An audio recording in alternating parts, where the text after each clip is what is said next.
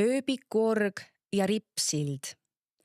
300 meetri pikkune ja kuni 15 meetri sügavune ööbikuorg on Rõuge ürgoru tuntuim külgorg ehk tsori.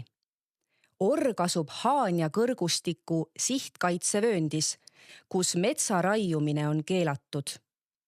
Kevaditi täitub org ööbikulaulu ja õitsvate toomingate lõhnaga.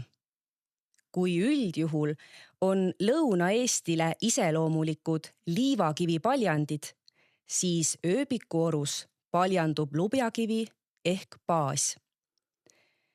Orgu läbiv Tindi oja ja vanad metsad loovad väärtusliku elupaiga kaitsealustele lindudele. Siin võib kohata kodukakku, hallrähni, valgeselg kirjurähni ja suurkirjurähni. 2021. aastal avatud ligikaudu 40 meetri pikkune rippsild ühendab ööbikuoru 2 serva.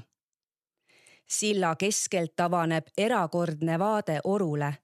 Pöörates pilgu kaugusesse, paistab aga Rõuge kirik.